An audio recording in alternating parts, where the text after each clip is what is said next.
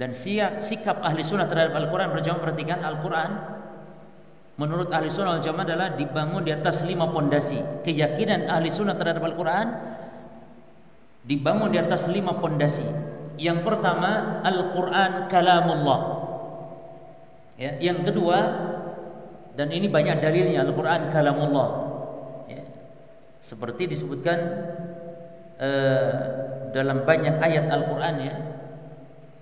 Misalnya dalil yang menunjukkan Al-Quran kalamullah adalah wa ini istajaraka minal musyrikin fa'jirhu hatta yasma'a kalam Allah. Ini dalam surah At-Taubah. Apabila orang musyrik meminta perlindungan kepada engkau Muhammad, maka berilah perlindungan sehingga mereka mendengar kalam Allah. Apa maksud kalam? Orang musyrik mendengar kalam Allah, maksud mendengar Al-Quran yang dibacakan.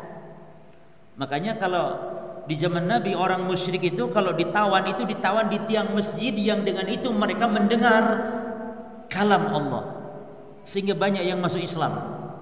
Ya. Terus yang kedua, akidah Ahlussunnah tentang Al-Quran adalah yang pertama kalamullah, yang kedua munazzalun, Al-Quran diturunkan sebagaimana kata mu'alif di sini. Banyak, inna anzalnahu fi lailatul qadar, ya. Banyak. Yang ketiga, ghair makhluk. Al-Quran bukan makhluk. Artinya Al-Quran bukan makhluk. Ini bantahan kepada akidah orang-orang Jahmiyah dan Mu'tazilah yang mengatakan Quran adalah makhluk. Ya. Jadi Al-Quran kalamullah, coba. Makna-maknanya, huruf-hurufnya, Al-Quran kalamnya Allah. Huruf-hurufnya, makna-maknanya. Berbeda dengan Asy'ariyah. Asy'ariyah mengatakan Quran memang kalam Allah, tapi kalam adalah makna-maknanya. Makna, karena menurut Asy'ariyah kalam Allah itu adalah kalam binafsihi. Kalam Allah itu tidak terdengar. Tapi ahli sunnah meyakini kalam Allah itu kalam Allah yang terdengar. Ada suara, ada huruf, ada kalimat, ada lafaz-lafaz yang terdengar, masmu'. Musa mendengar kalamnya Allah. Bukan makna, sekedar makna saja, bukan. Tapi maknanya, huruf-hurufnya, kalimatnya, itu semuanya kalam Allah. Menurut Asy'ariyah tidak demikian. Al-Quran kalam Allah, tapi makna, yakni Allah memberikan, melemparkan makna kepada Jibril, lalu Jibril mengatakan kepada Muhammad. Berarti lafadznya lafadz Jibril, kalamnya kalam Jibril. Ini keliru. Kalau itu yang dimaksud menurut Ahlus Sunnah adalah bukan Al-Quran tapi hadis qudsi. Betul. Kita juga meyakini kalau hadis qudsi betul, kalam Allah berupa makna. Tapi kalau Quran bukan berupa makna, kalam Allah maknanya, huruf-hurufnya, kalimat-kalimatnya. Baik.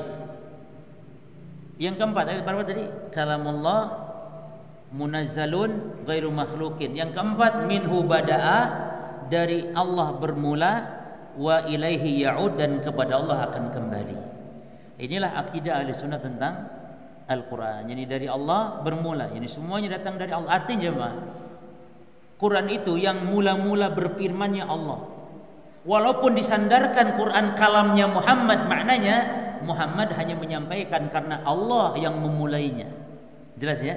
Itu arti dari minhu bada'a, dari Allah Al-Quran bermula. Jelas?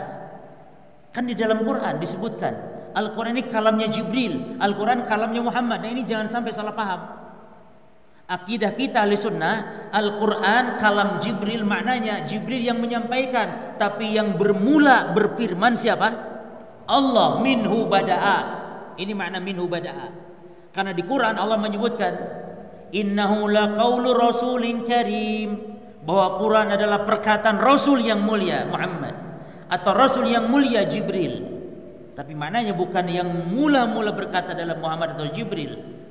Mereka berdua hanya menyampaikan, maka disandarkan perkataan kepada mereka. Tapi yang bermula berfirman Allah Azza wa Jalla.